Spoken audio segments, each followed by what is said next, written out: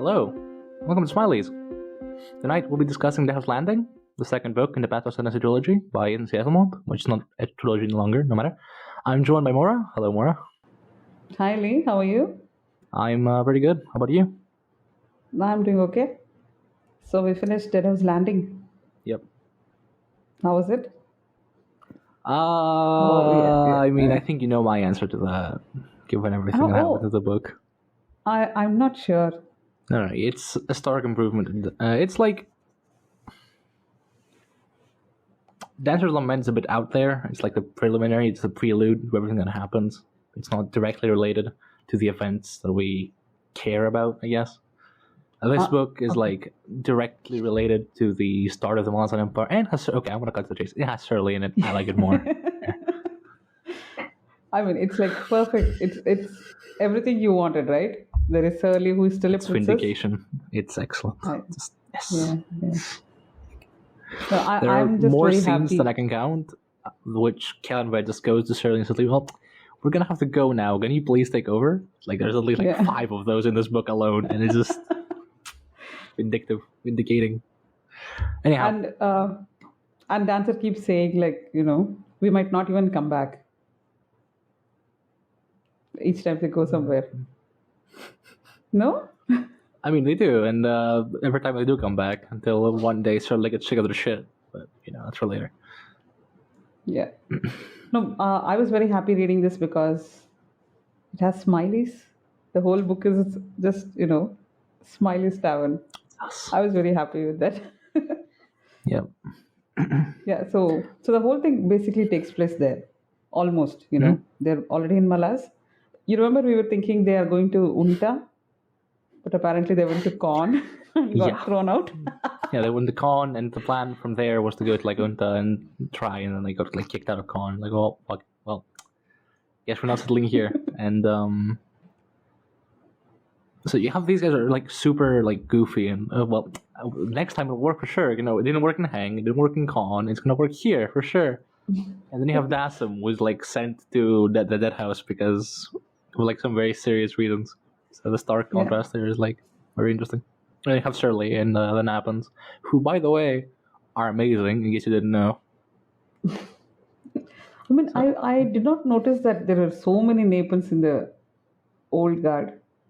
I thought it was just the Crust brothers and Knock, maybe. Knock? I was not very sure about Knock being I'm Napan. fairly sure the only person who isn't Napan in the Book of the Fallen is Knock. Everyone else is like either Napan or half Napan. Talk also? Knock, yeah, he's in the Esslemont's books, both the novels and this. He is Napan. In the Book of the Fallen, he's not treated as Napan. I'm not sure why. Okay. But yeah. So one of them forgot, and we know who. Well, slander. But yeah, the Napans in this book are fucking amazing. Yeah. No, there is this one character called Tokaras or something, but that can't be Tok the Elder. No. Because Tok is Seti.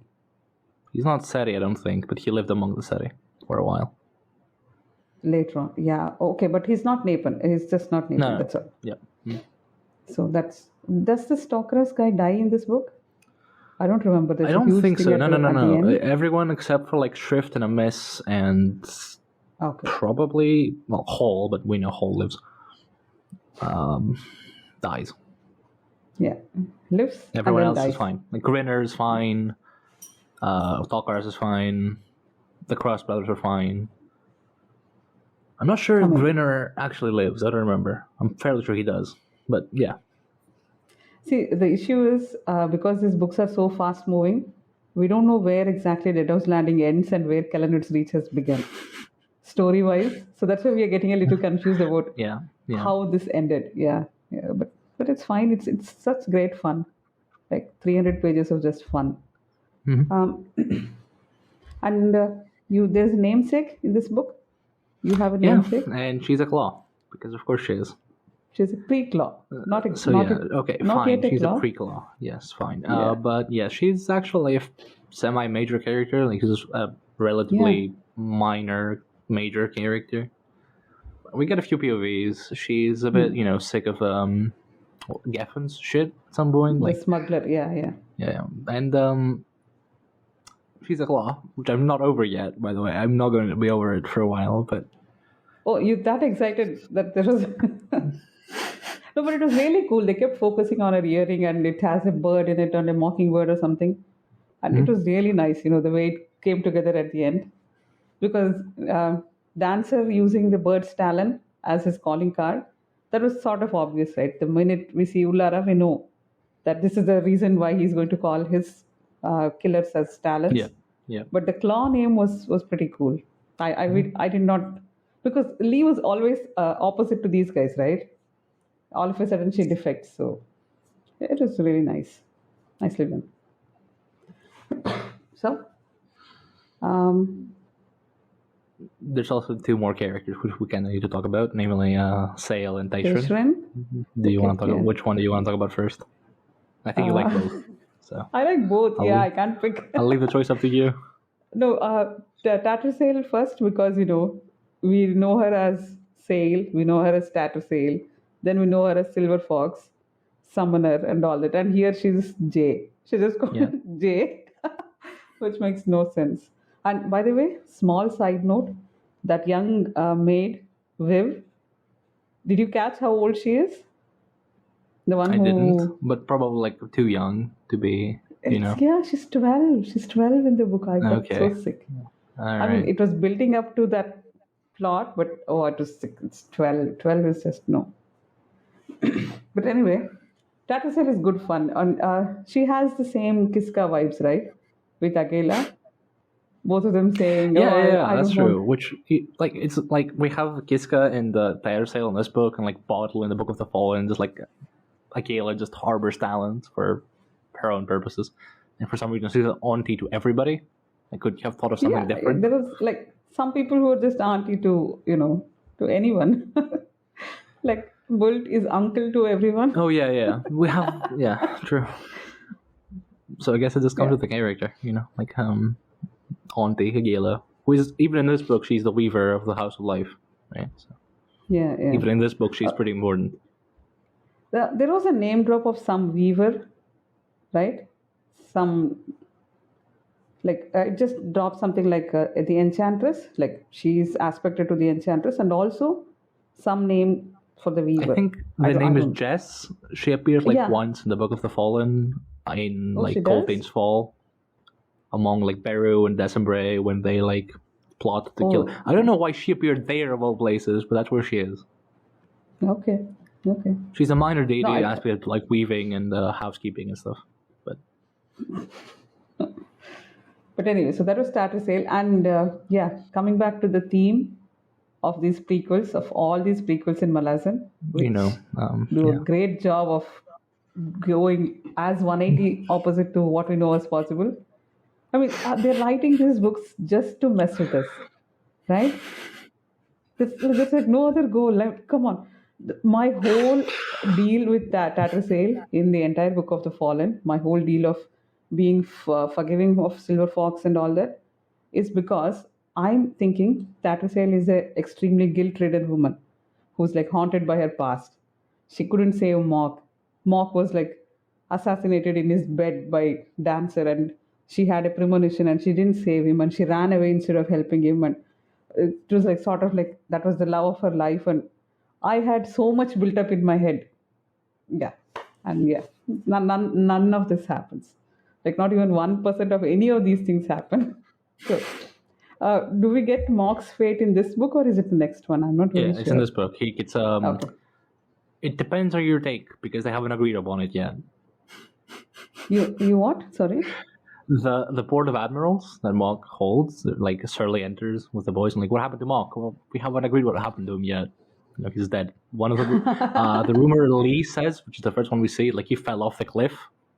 Yeah. And it's well, he slipped or something, or he we haven't decided yet, and then they start fighting, and then kill him with dicks over. The issue is, did you know, so many of these deaths or supposed deaths, I think Dancer just is going on taking the credit for all this. Yes, the protectors of Lee Heng, not the answer, but yes, no, sure. In the sense, because nobody is going to believe that Kellenwood went and strangled people in their sleep and all, so they have to use Dancer's name. Yeah, it's Kellenwood making rumors for Dancer. I think that's what's there is going a on. throwaway line when I think Dancer mocks him, saying something like, "The histories will talk of this," and then Karan has his bracket. Oh, histories! What a good idea! Yeah. This is So like we see the this is scenes here. definitely Like, just Cam pointing the finger at you and saying, "Haha, idiot."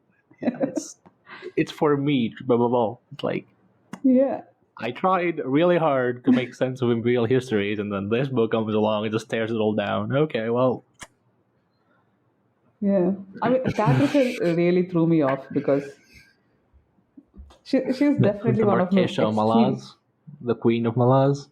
No, that's all fine. That's all part of her character. All that I agree. But she just walked away from Mock. That's all. There is no guilt involved anywhere. She just walked out and looked for learning battle magics and stuff.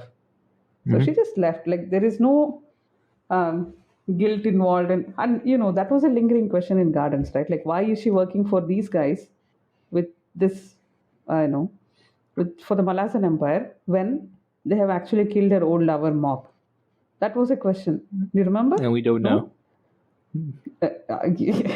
Yeah. We still don't As know. much We as I finished the can book know. and we still don't know. So Yeah. So there's that. But I think Tashran was much more satisfying because we get a much in-depth view of him. His character is like etched out here. It makes perfect sense with the rest of that story. He's just Ashran antisocial. has like He's just he has the vibe of you don't listen to what people are saying. Sorry, what were you saying? It's like you don't listen to me. What was that? That's the vibe Dyson gives off, and it's like yeah. it is Dyson. It's not. He's not an administrator. He's not a planner. Well, he's very smart, obviously, but he's not going to be what they prop him up to be in Gardens. This administrator who has to deal with like logistics and stuff. That's not what he does. That's not his goal. Yeah. And it shows a lot more here because he's being captured and interrogated. Like, well, I'm not gonna budge. Starts sweating a little on the brow. Like, no, I'm fine. This is fine.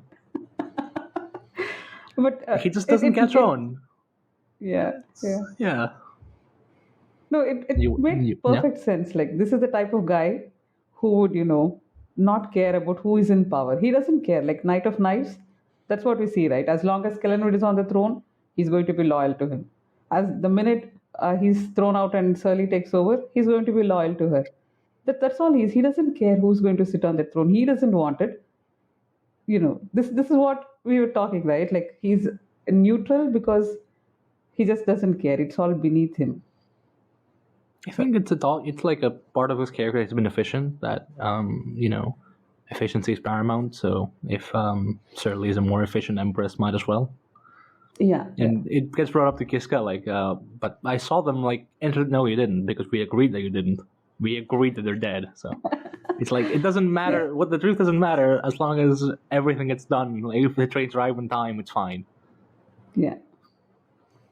But I think with Tashran, the one interesting part was we all had a big question, right? Is Drek male or female, or do they change gender according to like Krull and all? No, why are you laughing?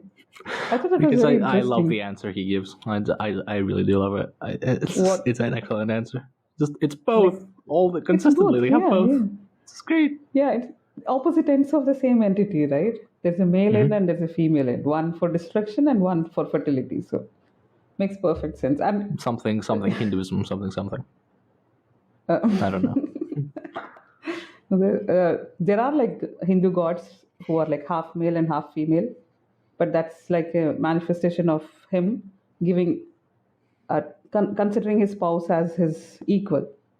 It's not like fertility and not that concept, but we have gods described like that, half male, half female. They're very pretty to look at. Ardhanarishwara, that's the name. Yeah. Okay. Sure. So Drek. So we got an answer for Drek, and I'm still convinced that Tay doesn't just go and talk to Drek. Which book was that? When he becomes OST, Worship of the Throne. Yeah, so, he was young and he was just starting out in the Drek. That is not how they communicate. Yeah, that is not. Yeah. He doesn't just go and talk to them. Gods below. But yeah. So there is Night Chill. Night Chill also meets Tatasil briefly. They have a Hmm. small chat. Is there anyone else of significance in this? I Obo. mean, Obo comes. Oh, there is Pharaoh and Trenek. yeah, everybody's there. Like the whole gang is there. Like Yeah. everybody's like more important than Calibut is in this book, but they don't But care because they have much bigger fish to fry. yeah. The But writers, the increasing talent, the shadow expectations and stuff. They're there for this. Like Pyro and Torrent are there because they're guardians of the Deadhouse. yeah. Gala and Obo are there because they have tasks before them. Yeah. And Nadurian comes along and says, "Well, is Obo gonna come out?" Well, Obo only comes out if like the island's in great danger, and it isn't, not yet. Well, you'll see if he comes out, you're fucked. So yeah, But Neturian such an interesting character. I didn't catch his name in Book of the Fallen. I didn't know that he he was gets named mentioned like there. twice. So yeah, Oh, he yeah, was I the didn't old catch that. cadre commander before Daddersill took over after he died in Modelwood. So Oh, do you think that's PTA all. will cover Mortswood? We are Yeah, hoping, right? I think that's like the 6th book, but yes. Okay. So, I think so book 4 is what's Valar, book 5 is Seven Cities, book 6 is Modelwood, Black Dog, and stuff like that. Oh, we might see the whole, but we already have Night of Knives extensively set in Seven Cities, like the Yeah, well, it's like pre-Surly Seven Cities. yeah, well, that's Gigaton, not and like Megatan one isn't, flashback for Uberid. but that was quite, that I mean, for a novel as small as Night of Knives, I I mean, think it that is was quite just it's extensive. just the siege. Well, Seven Cities is a big continent. I don't know if there is any more significant things happening there, but we'll see. We'll see. Has it been? Is it like news that fifth book is Seven Cities, or you're just guessing? It's when Forge of the High Mage was announced, there was an outline because McCam hit like 1 million copies sold, and he made like a roadmap of like this is gonna come out in like Oh, 2022, is it? which it didn't.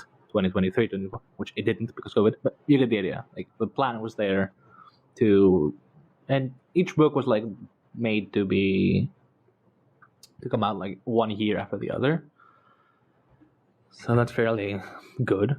It means we'll get more PTA books quicker than we're gonna get like Witness or Balance books. So we'll have stuff to talk about.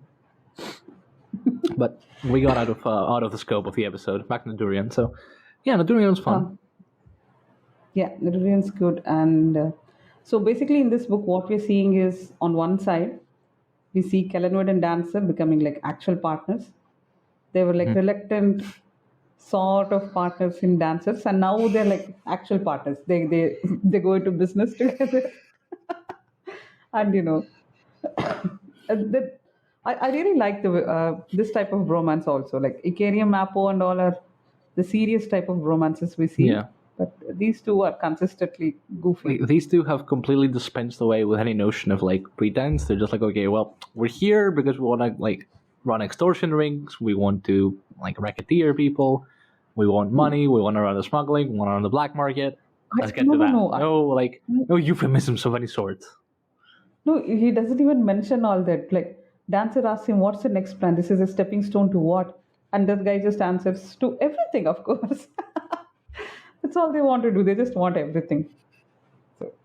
So, yeah. So what I was saying was, so this book establishes their partnership thoroughly, completely. There's no doubt that this is the type of friendship which you need to build an empire. And second, we see them recruiting.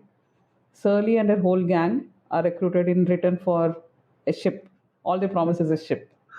I love them. They're like just they buy smileys and just the whole gang comes with them. Yeah, so that's how they recruit Surly and the gang. Then they recruit Teshran by just saying that we'll just save you from this death From duel, the drag priest and chasing you, yeah.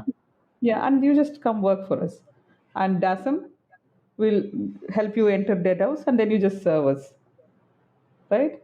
But Dujek and obviously this just Jack guy, whom we don't know, we have no idea who this guy is. Obviously, these guys are just out of friendship. They join up just out of friendship with the Crust brothers and stuff. So this is where I think all the gang is coming up. I'm not sure which direction Kellenwood's reach is going because it's a bit, without spoiling. It's a bit all over the place compared to I think Deadhouse it's Landing, which is like I extremely. think yeah, it shows a lot that Kelvin just doesn't really give a shit. He's doing his own thing, and everyone else can like do their own thing. So, which is exactly what I was saying, by the way. You know, like, but that's for later. That's for when we finish that book. Anyway, No, you know what I want to do after finishing PTA? I want to go back and read Night of Knives, like just to see what kind of, in which other way we can see that scene of Surly and these two, because there is so much history has been built, and now we know them like on the ground. We are able to see how these guys are interacting. So I think it will be much more interesting if you go back to Night of Knives. Do you remember? I think I texted sometime back saying I'm shipping a very ungodly couple. Any idea yes. whom I meant? Is it Dasham and Cheer? I don't know. No, that's not. That's just a straight up romance. Not that. I was very impressed to see the way Dancer and Surly were working together. Oh Jesus. Okay, They have so that's much what you meant. mutual respect. It's Ungodly like, romance. yeah, Yes, I mean, they're there is. mutual It, professionals.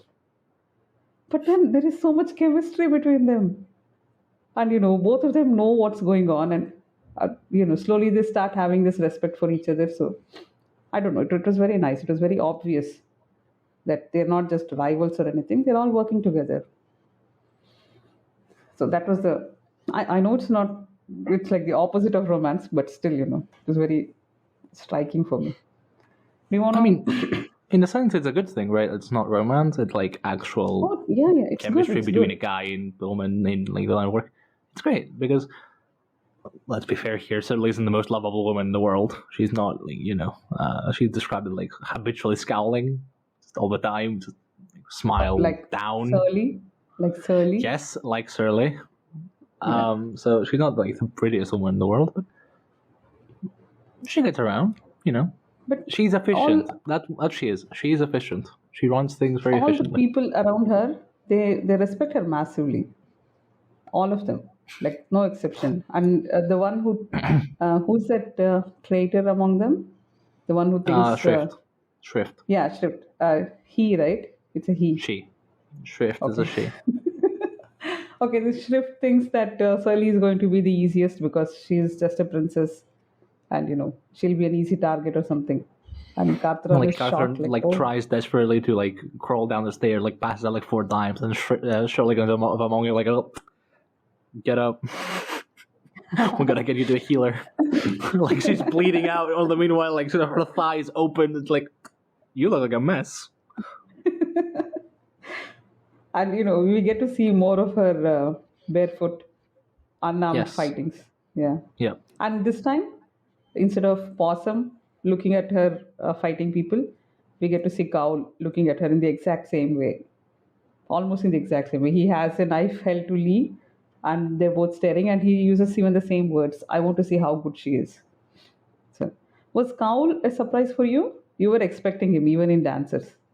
Yeah, I was expecting it to be Stefan. It wasn't because he's dead. But, I mean, Cal had to come from somewhere. Because, Sorry. and Cal is very. I think we mentioned this before. I don't think we mentioned it live, but Cal in this book is like just Cal, dude. This guy is the most probably after Dassum, the most true to the other book's character. He is fucking unhinged, which is awesome. He's very like prideful, very snarky, very arrogant, extremely arrogant, and he takes an interest in the Deadhouse. We know why. Yeah, yeah. And he goes after Dancer because Dancer is like the biggest fish in the pond, right? Like, I'm gonna be better than him. I'm gonna kill him because I'm better. Yeah. And if he is Dancer, he is going to be like my equal, right? And I've killed a lot of people who weren't my equal. They claimed to be Dancer, but they weren't. Yeah. And I killed them because they're like idiots and they're like defiling his name or something. It's like a game to him completely. Dancer doesn't give a shit. Then there's Pastas because his boyfriend's in danger. But to Cal, it's all just a game, and it tracks. It's consistent, and it's great. No, I think when Cowl came up, I thought that was Possum because the description short and thin, and No, You know, I knew all from the smiling when and they all mentioned that. the robes, I knew it was like it had to be Cal. Okay. Okay. And And also that he's was a really mage. nice. Wasn't I get confused between Topper and Possum and all of them. So I thought that was a clue that it is Possum. Right. He tries to brag, saying that I want you to know that Cowl is the one who killed you and all that. And Dancer is like, spare me. I've heard all this before. She has though. That's Yeah. exactly how it transpired in Natural Lament, right? Was like Stefan, go, I am the last student of Forge. Like, I don't give a fuck. I don't care. Move away. Move aside. I'm busy. Yes. Yeah, so that was Cowl. That was quite fun actually, that he comes up so early and he's still, yeah. We can see where the rivalry started between these two. Okay, so do we have, what other character do you want to talk about? Are we done? No, not even close. Okay. We haven't mentioned the big man. The who? Calor is in this book. Oh Calor God, is in yes. this book. Yes, Skylar, who knew? Like, Oh God. I didn't fucking think. Like, he came on page, and they mentioned like his hair and the sword. Like, holy fuck, why is Calor in this book? Yeah. And then he just dumps like a bag full of gems to like the first guy who gives him a boat. Like, holy shit, why is Calor in this book? Okay. And Who does he mention that when he burns all this sense and says, "Now smell me, bitch," and all? Who does he Yes. mean in that? Night Who? Chill. Oh, that was Night Chill. Okay, he was just Yeah. okay. Yeah, Yeah. yeah, yeah. I thought so. Yeah, yeah. Oh, Which oh, I it was guessed fun. quite early that like if Calor is in this book, that means Night Chill's gonna get stabbed. But yeah, that delivered. There was no lasting effect of her getting stabbed. Right? She's fine. She's a Satanai, like yeah. And also Yeah. he mentioned like a dust with which he coated his weapons, but we know Otadral does not work on other deities. So Nigel could have blasted him to death if she wanted to, but she didn't because she's a bitch and doesn't want to kill Galor because that's the point of his curse. So she got skewered, and he's like, kill me, motherfucker, kill me. Like, no, I won't. No. Yeah. Poor Calor. And then Poor Fisher Night comes Chill. along and like picks him up and takes him off. Oh yeah, that was. I didn't expect that. I didn't expect Calor would be just dismissed so It's. easily. I mean, there is when he tells his name to the guy, was like I don't remember his name. He's like Lars something, time yeah. is the most merciless murderer of all. And then I think it's the dancer, the Thanos Spellwalker guy in Skullcap comes along and says, like, do you know what the Tano are? Like, no. Thank you. Now I know, like, hubris is like, and it's such a stark difference between Calor being like, oh, people don't recognize me, God, how far I've fallen, to the Thanos dude being taught humility by not being recognized. So that's, it's not quite subtle, but it's still stark, it's there. And it's telling about Calor's character. Significant part of this book is in Ototaral Island, which was not, I didn't expect that. The sad thing find is... Hairlock in this book. Holy shit! Yeah. All the crew is here. Yeah, but there are a few more coming up in Kaladwitz, but we have most of them here. Yeah. No, I was going to say that these two guys have suffered in Ototaral mines. They know how bad the conditions there are. But why did they let it happen? Why did they keep shipping slaves even after they took over the empire? Maybe, just maybe they're not very good. They're not very good people. Just maybe. They could be bad people, but since they have been through that, why they don't even need the Ototaral? I mean, Surly trying to extract Ototaral and protect her with all that, that makes sense. These two guys have no use for it. Unless they want to like stockpile it and make sure that nobody else has access to it. I don't see the reason why they would. Huh? I mean, it is a big source of money and income for the Empire. But it's like, I don't know. I mean, it happens in real life, but it's like selling nuclear weapons, right? It's going to come back and bite them. Yeah, so why they're would not they good sell people. it?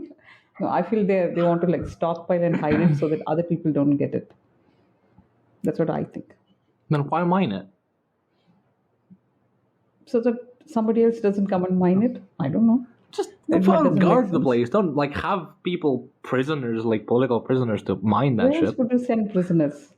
You need some place for them to Oh, go. okay. Oh God, I can't believe I'm saying this. But no, it doesn't make sense because these two suffered for quite a As you long said, time. it makes a lot of sense for Shirley to do it, but I think it's just because Kellenbach is the dick. Shirley just like bathes in it. She just puts it around her. She puts a circle around her whenever she wants to stay safe, and she just dusts the whole floor with it. She has fun with Orotarel. Shirley. Yeah. So that was unexpected. Them going there, and I really felt bad for Kellenwood during that period Yeah, when he's like, he's like I pretty was not sympathetic, sure. actually, in a way. It was what? Like, he's pretty sympathetic, and I think like the reasoning given by the book is hilarious. Like, he's crazy enough to the point where a little more crazy might push him over the edge and like keep him alive. Like, he's already fucking nuts to a degree where it shouldn't be survivable. So just a little more nuts might help.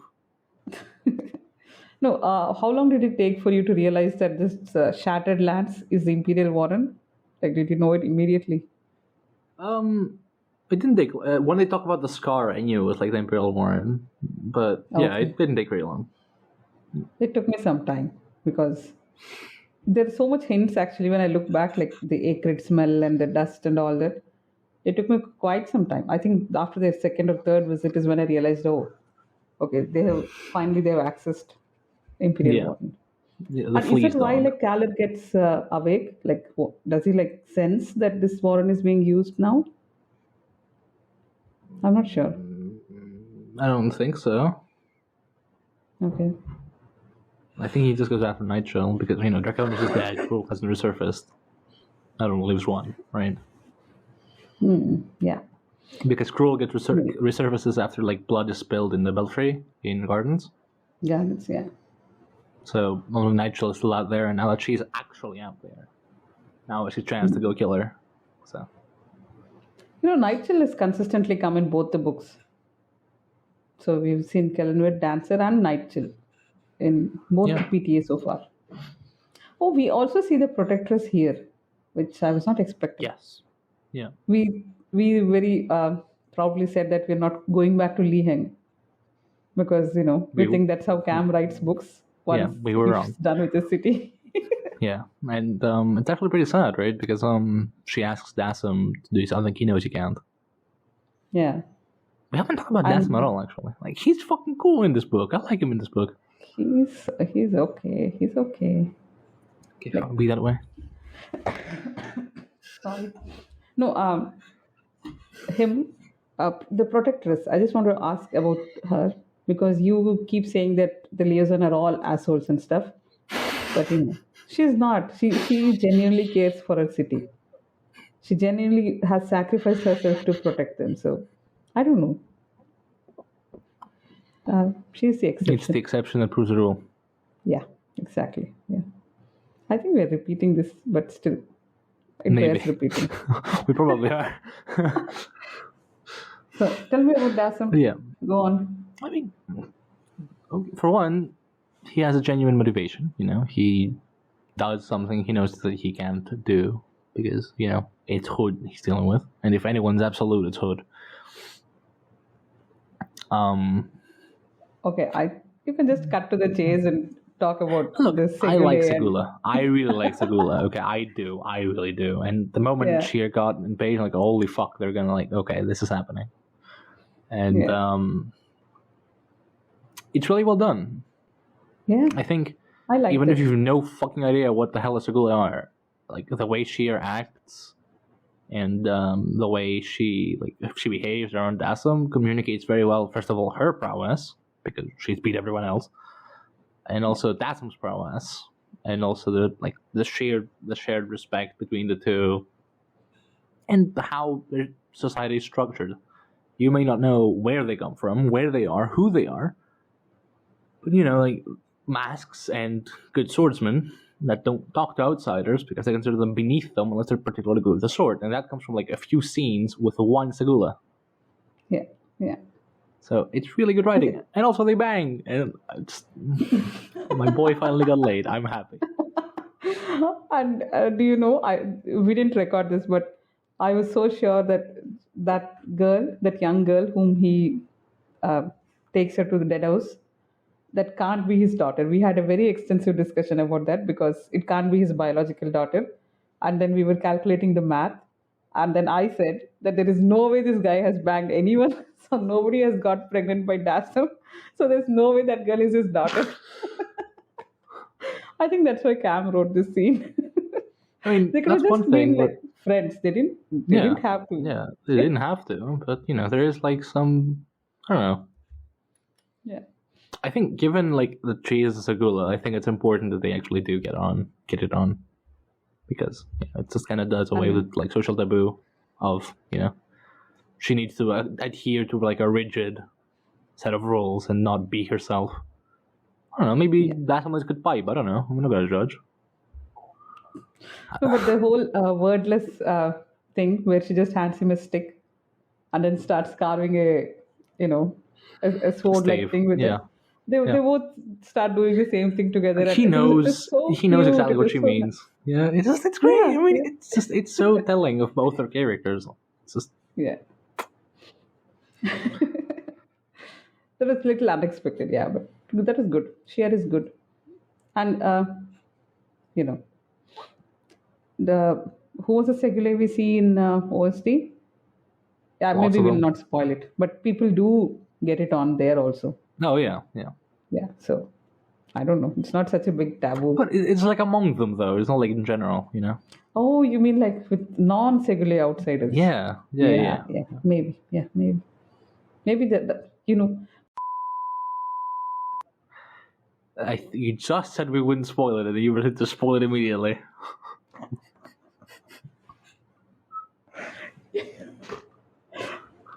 let me add a There you go. footnote. Now you know. No, I will edit this. I will edit this. Don't worry. So, Yeah. we were saying, So, So Dasam gets an entry into Deadhouse and saves his daughter. Nara, his daughter. Yeah. Thank you. Yes, And excellent. who can you just remind me, Lee, from your Book of the Fallen knowledge, what Okay. happened to Dasam's daughter? She gets used by Hood as a conduit for the training of the crippled god. My God, what a load! What a load of BS that is. Training She's of wounded what, when they where? find her. She's wounded, yeah, but Like is that? actually wounded, not sick, wounded, as in like Yeah, she has blood. Yeah, bleeding. yeah. So, So, like, does he use her within the dead house? Like, because she's available there, do they just use her and use her blood from inside? It doesn't make sense. no fucking idea. Yeah, it doesn't make sense. Yeah, but still, right. So that's one more thing. The prequels, where instead of answering a question, we get like 5 more questions now. So, how exactly do these guys get entry into the dead house? Our 2 friends. At first, they just knock. They knock and then they make like a deal with Yazath. Yeah. They're like, well, What was the And then, deal like- like? Actually, I didn't get that. I don't remember. I The blanked hounds, it, I remember. They cut a deal something with the about like hounds blood saying and that stuff. Like, we'll feed Yeah, you we and will, you like- service. Something like that. you'll see action if you just Yes. let us come and go. We'll bring people and you can chase them and have fun. But I don't know what was their deal with the Azad. So, and then, who are like, the cousins Yeah. of Night Chill? Who's the cousins?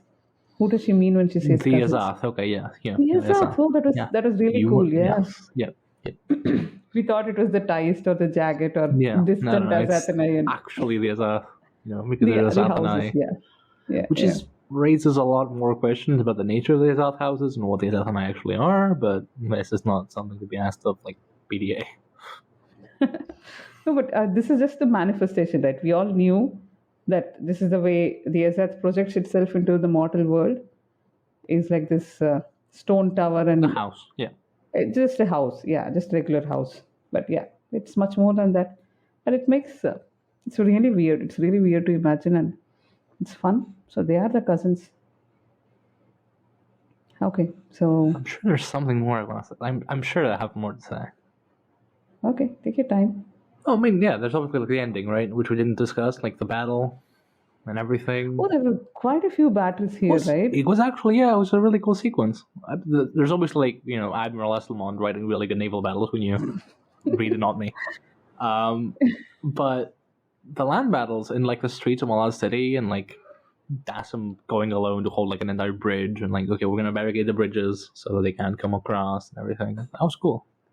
We have a lot of those things, right? Like one guy facing off a whole bunch of soldiers, Well, like it should be known style. it's complete bullshit, but that never happens. Like, he was going to get pelted It's like fantasy. crossbow shots 20 times. We know but this yeah, is fantasy. it's so- cool. Yeah. It looks cool. And Dassam is effortlessly cool, to be fair. He is cool. And what is our Jack do? The young guy Jack? He burns the bridge. You know, in case you ever wondered who that guy was. Who this guy is, whom Dujek brings him about and says, yeah, he's a good guy. He's officer trained, but he didn't pass and all that. Yeah, no idea. And people didn't like it. Like I saw people saying, like, oh, isn't this like too much pandering and stuff? But you know what's wrong in being pandered? I should say, I like this interpretation a lot more than what like Quickpen says about, you know, like burning the bridges to your Raraku. past. I think that's fucking cheesy, dude. This is a lot cooler. Like burning an actual bridge. Yeah, that makes Like, sense. Yeah. this is the shit. This is what I'm here for. You know, like Marines and like sappers being badass, not like the symbolism. No, it's like Erickson gives us a metaphorical answer to why they're called bridge burners. Esslemont just gives us an actual burning bridge. Yeah, Kellenbed wouldn't bother like metaphor and shit. No, it's literal. It's like we have actual bird talons, actual claws, Exactly, yeah. actual burning bridges. Like these guys aren't that smart to make metaphor. They made the metaphor later, and they like made a thing first. And like, oh, we should actually make this look pretty for the histories. But like the real thing was messy. Yes, go on. Sorry. With this history, does your Fiddler's age make sense? How did Fiddler? Because we think that the bridge burners were formed only like much later, just when Quickpen came in. No, it doesn't clear up anything. What if like they were bridge burners from the beginning, even before like Kellenwood took over? Fiddler has been in the Malazan military for about 15 years by the time Barako happens. Yeah. And by then he's supposed to have rescued Dunsparrow from the Temple of Food. Oh God. Yeah. It doesn't make. It's not supposed to make sense. It doesn't mesh. It's not going to mesh. So. Yeah. As you should. Right. So. We didn't meet Eco in this book, so we don't know what's going on there. Yeah. We didn't go. We went to Itko-Khan briefly. No, there was just like No, there was no battle. They were just off. I don't remember. Like Itko-Khan is conspiracies and all that. I don't think we went there, but we went to Khan. You know, the whole Napans and Malaz people. Yeah. They think they're going on a joint raid, and then there's an ambush. I should know. Like Mock is fucking stupid, dude. And that's Mock the is point. fun. But he's Yeah. so dumb. God. He's a pirate king. What do you expect? You don't expect a mastermind genius guy he's just too scared to even leave his hold. And the one time he leaves, and he gets nauseous. He gets seasick. This guy, like, can you be more irreverent if he tried to carry that you built up? Like, come on. Yeah. He has the name of the hold and everything, even in the Malazan Empire times. It's still Mock's hold. That like the guy is an Admiral King who's seasick. Yeah. God. And all he says is, what would I do without my data sale? Die, apparently. I mean, it's the first thing he does the moment Darcy leaves. He just fucking dies. Yeah, that's true. So that was Mock. Mock was really, quite stupid to read that. So do we go to Hangman's? I think very briefly we go there. Because the other smugglers are hanging out in Hangman. Right. And these guys are hanging out at Smiley's. So these are the two shitty taverns in Malaz, right? On the waterfront. So And yeah, I think we're not discussing more because the rest of the story has moved on to Kellenwood's Reach, I believe. Yeah, it's Right? I it's. think better we just stop here. Is there more to say? I mean, beyond necessarily being badass, like taking ass and taking names You know again. what? But Just take the rest of the I don't know. episode. Tell us how badass Surly is. It's not just Surly. It's like you have the aforementioned cool naval battles. You have more build-up of characters like Urko, who can't cook for shit, and Can like you say? Garthon. Sorry, can I Yes? just add? Urko sounds like a dumbass in this. He sounds like such, like it's weird. It's really weird. Like he's very simple-minded or something in this. Not the fossil collecting smart dude who No, is I like don't. I didn't get just that. no, because They have. He has a very weird relationship with his brother. That he like bounces off a lot of like Carthorne's ideas, but he's the type of guy to go rush a fucking hound because look at him funny, and like almost kill it. Like yeah, that is Urko Cross. That is Keeper.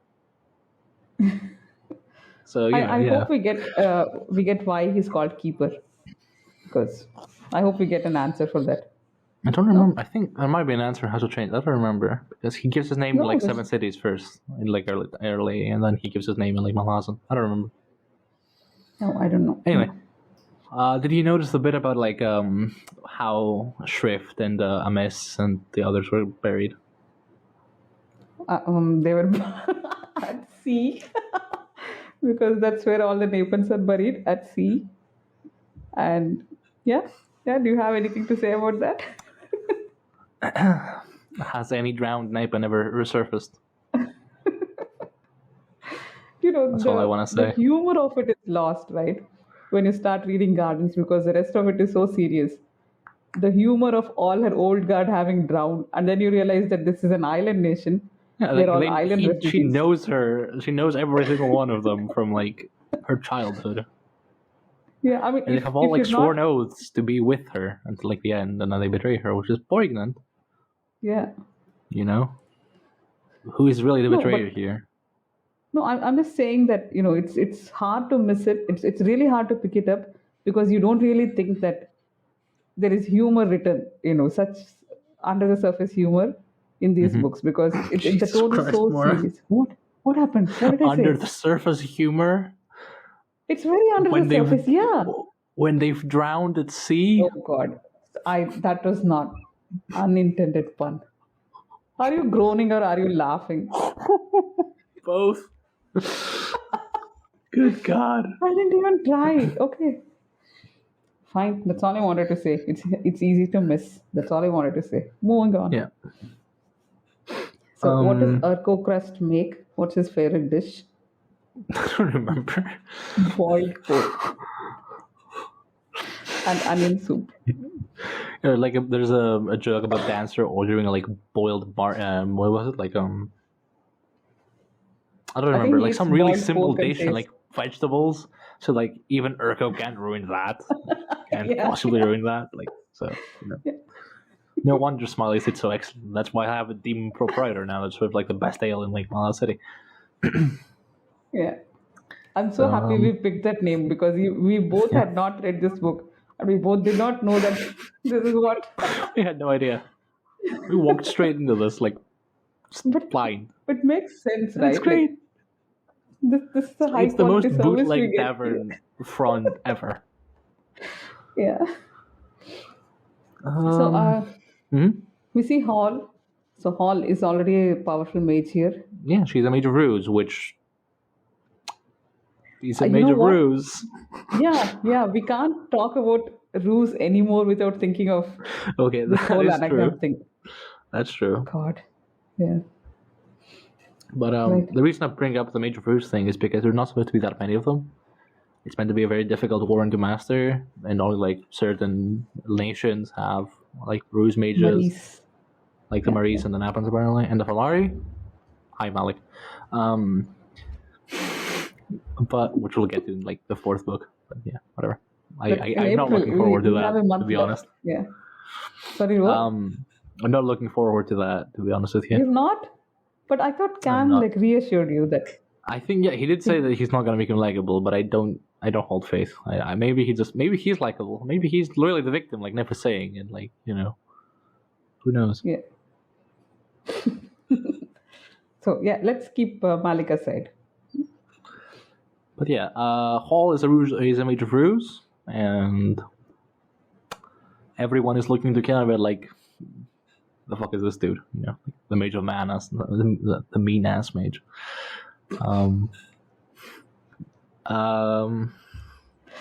Shadow, the mage of Shadow. Shadow, yeah. So the awakening of Shadow, and we brought this up in the last episode, how very like intrinsically and interestingly Cam explains Warrens. Yeah. Because as we brought up last time, Caleb like explores Shadow. Now he's more mastered it, and he knows what he's doing, and the perception changes to how others view him and why he is so dangerous. Because Shadow is mostly illusion, right? It's not gonna like blast someone to fate like Talas did or Thayer, like Tattertail does, right? Yeah. He's much more subtle, as Caleb is. Well, which, by the way, did we mention how Caleb came to be? Because he was ruled at this point. Oh god, the name! Oh my god, the name is excellent. Oh, it's so stupid. It is so clever. And then he has the audacity to tell Dancer, I didn't question you when you picked Dancer as your name. Like, my god. At least Dancer has some meaning. It has some... To be fully fair, in Letheri, in like / first Ember language, Kellan Virad means High Mage. But I think that's like retconned. So that kind of makes sense. There is so much retcon everywhere. That it's the like it's definitely Shadow, inserted by Steven because like he knew Cam came up with the name in a really stupid way. Like I cannot keep it like this. I need to fix this. No, and I think that's why Cam gave Amanas and Cotillion this weird ass explanation. Like Amanas has something which means one who questions things, and that was pretty. That was so, cool. That is so dumb. What? Did you like it? It's cool. Yeah. Why not? See, Amanas, it's fine, but Cotillion, come on. We know that Cotillion is because of the dance, and it makes so much meta meaning. Why would you just change it into something like one? Why would it make sense? Why would it mean something in the world, though? Not in world, I understand, but still, I didn't like it. But as you say, it's because Erickson came up with an explanation for Kellenwood. Probably Esslemont thought, why don't I just explain away these two names? They have so much back and forth with these books. They're very, representative books. Not names, not books. I like the names. I just like that kind of thing, like the prophetic, like weird names given by whatever that was, whatever that, which had a really interesting quote that you tweeted at some point. Which book? Which one? Something about demon, like the land. Yeah, people belonging to the land that nurtures them. Which is a fucking cool quote, by the way, from a book you didn't expect to have one. Yeah. That's good. Cam has a lot of these gems in between. I highlight a lot of them. Sometimes I just tweet them all. It's good fun. So, what have we not talked about? We're not really talked about Tyshawn in Cartool, have we? That hardly like he doesn't notice much, so I don't see the point. But isn't that quite a bloodthirsty cult? They just throw people into these insects and oh god, disgusting. And it makes perfect sense for Drek to just go around slaughtering her own worshippers. Which, by the way, like she does give Tyshawn the warning, right? Like they have they're doing wrong stuff, and like if they continue, where there will be repercussions. And then there were, and then they killed them. So they give a precaution, and then they sort of spare him because Krull thinks he's the one. Krull has told them. Foreshadowing. That I mean, it's not the most subtle foreshadowing when it's already happened. But it is in a way. Yeah. So I think we're done. I don't think there's anything left because it went really fast, and ideally we don't want to spoil anything from Kellenwood's Reach, which is it is so much fun. We both finished half so far, I think. More than half. We're we're on chapter 15 or so out of 20. So we're gonna be finished quickly.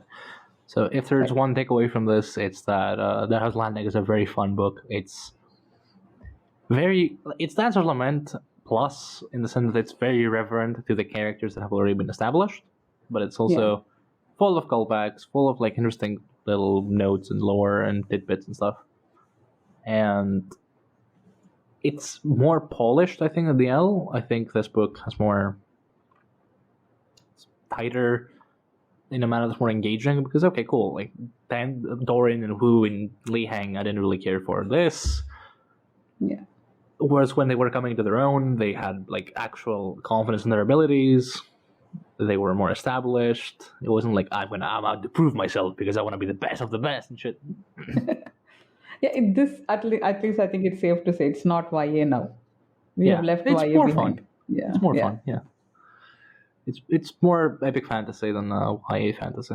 It is still a bit, it's very character driven. It's not so much about like the big implications of how different like warring island nations will affect like the trade. No, it's just about Caliban Dancer, the boys ascending, but. Yeah. Everything else is in the background, but less so than in Dancer's Lament, I think. It's more interesting, because we brought up in Dancer's Lament, like, the siege is on the background entirely, and no one notices because nobody cares. Here, the background actually matters, because the background is where our characters are taking place. Which, foreshadowing, because Shirley and Dancer kind of take place in the background.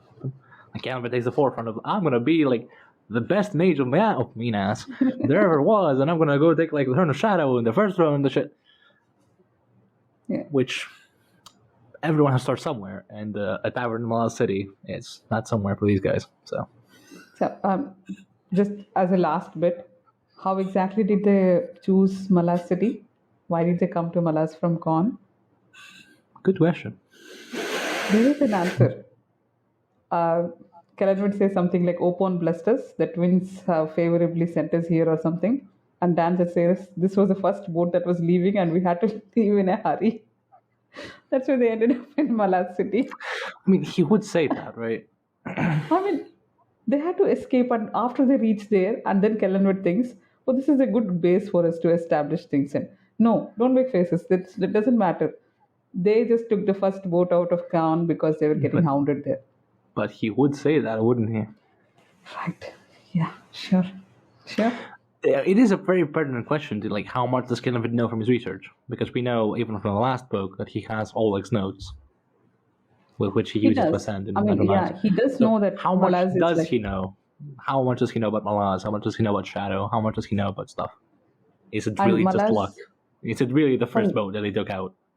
Is the answer just being led along into like believing that it's just the first boat? Is it actually the first boat? Is Kellenwood just an idiot? Is he just a lucky idiot? Who knows? Oh my god, yeah. And these are not questions that will be answered, and that's the point. So.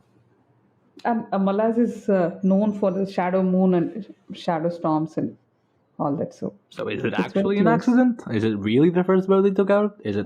Are they just lucky? We don't know, and I don't think we will know. So. Yeah. On that note, I think we best close, because we're going to spoil Kellenwood's reach eventually at this rate.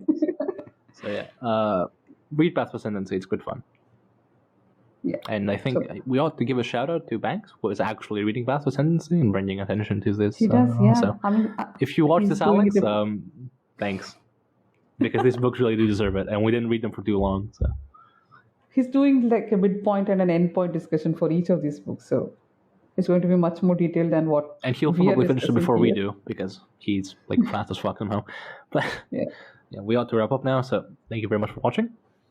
I have been Lee. I've been Mora. So thanks. And this has been Smiles Podcast.